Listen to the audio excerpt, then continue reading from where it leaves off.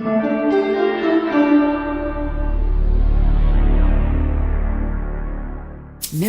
in America. African American Muslims talk about their journey to Islam.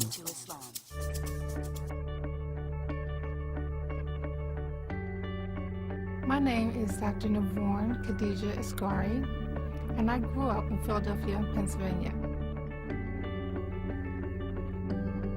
My journey in becoming a Muslim actually started when I was very young. I have Muslims in my family, and I have Christians in my family. My mother was the biggest influence in my life. She was a part of the African Methodist Episcopalian Church, and she always believed in monotheism. And she always taught us that the concept of the Trinity was a political and kind of like an allegorical concept. So monotheism, which is, of course, Tawheed and the foundation for Islam, was always a part of my life. My actual taking of my Shahada, or the Declaration of Faith, occurred when I entered medical school when I came to Atlanta, Georgia. And I think the thing that sort of was like the turning point for me in making that decision was my medical studies, like actually studying and understanding that on an anatomical level, there's no difference between human beings. I grew up in a family that was like religious and Pan-Africanist and militant at the same time. My father was from Selma, Alabama, or a little area outside of Selma. So he had a very bitter experience with Caucasians and with racism. So we were really segregated in our coming up. And as a Pan-Africanist, I didn't like white people. I really hated white people. But my mother was so loving that hatred didn't have any soil to grow in. So something had to happen. Something had to happen for me to be able to fulfill my potential, to help the African community, which was my lifelong commitment. So I had to expand it so I could help humanity. And Islam was the vehicle for that for me.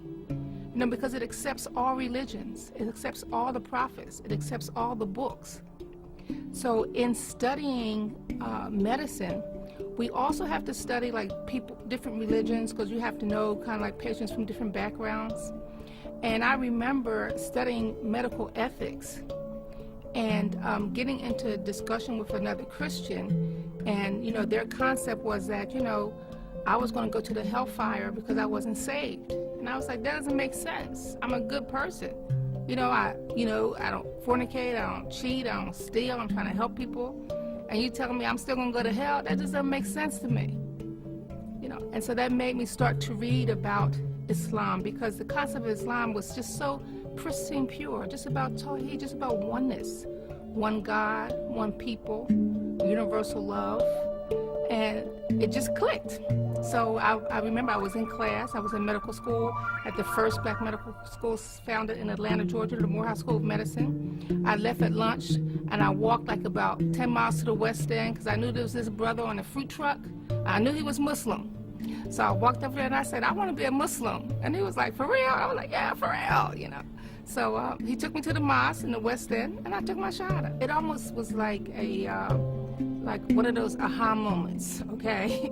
And so I really wasn't aware of any other Muslim communities. I was just studying Islam and its pristine purity, and I knew that there was a community in the West End because they were more visual. They wore hijab, the brothers wore thobes, they wore kufis. So that was a community that was visual, and it was close to where I went to school. The thing that appealed to me most about Islam was just the concept of oneness. One God, one humanity, and one servitude, the concept that Allah created us, or God created us, to serve mankind. My mother, again, was the biggest inspiration in my life, and she just was such a pure servant. She just served humanity. It didn't matter. She just was willing to help people. And I remember her favorite verse in the Bible is a verse that talks about the importance of love and charity. And so that was her legacy to me. And so Islam kind of helped me take that a step further, because being raised with a father who had a bitter experience with racism and being raised in Philadelphia, and like W.E.B. Du Bois said, the problem of the 20th century, even in Philadelphia, was the color line. Something phenomenally strong had to pull me out of that color line. And Islam was that. I remember when people used to see me in the hospital, like in my hijab, and they would be like, why did you become Muslim? Because initially when I started medical school, I wasn't Muslim. So I took my Shahada like in 1979, and I was starting my second year in medical school. And, you know, some of the students and professors, you know, and that's what, a white man's world. So I was around white Caucasians, males mostly.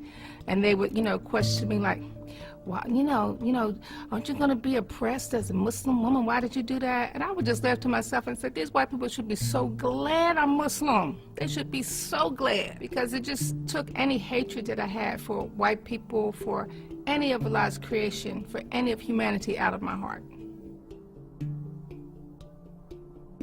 I consider myself a member of the entire Muslim nation, the entire Muslim Ummah. I've done some travel across the waters to Senegal, West Africa, and I remember my most noble spiritual teacher, whenever he gives somebody their Shahada, he always tells them, you are now part of a family of millions of Muslims throughout the world. So wherever you go, remember you're part of that family. You represent that family. If you can help someone, especially a Muslim, help them. If you can't help them, don't hurt them. As a Muslim, you know, we believe that there is no God but Allah. That alone elevates you. We believe that the Prophet Muhammad, God's peace and blessing be upon him, was his last messenger and servant. And, you know, that kind of just cleans you up. And we pray 5 times a day, and that like just dresses you up. So the transformation has been an elevation, a cleansing, you know, and a beautification. So it's made everything that I touch the same way. It's such a miracle. You know, miracles happen every day, and miracles to me are like the blossoming or manifestation of love in its essence, you know, and in its strongest form. And it's a miracle. It's just an act of pure love that Black people in America are not just full of hate, are not perpetrating slavery against other people, are not perpetrating an ideology that's full of hate and destruction. That's a miracle, considering what we went through as a people, that we don't have as a dominant ideology, stealing somebody else's land, raping somebody else's woman, you know, and just perpetrating war, and just about materialism and money.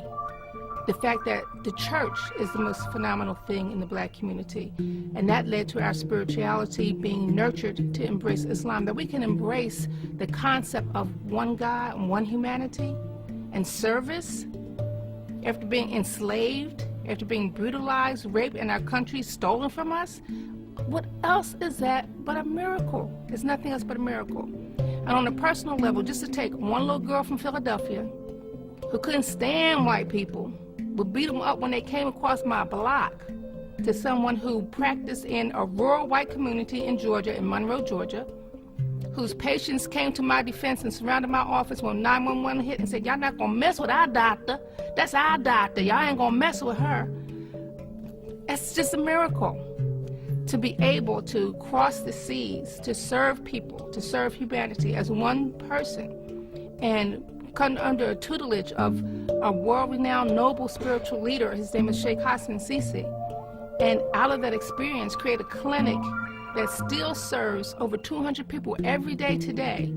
And, you know, I wasn't Oprah Winfrey. I didn't have $1 million, but that clinic is still standing.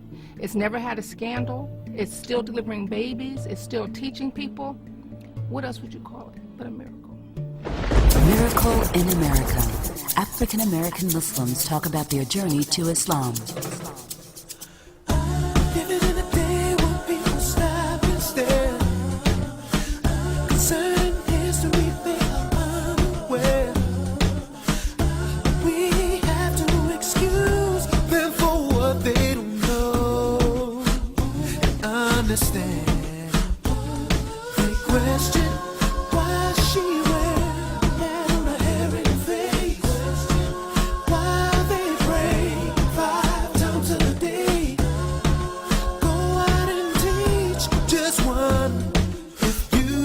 a believer, surely a believer.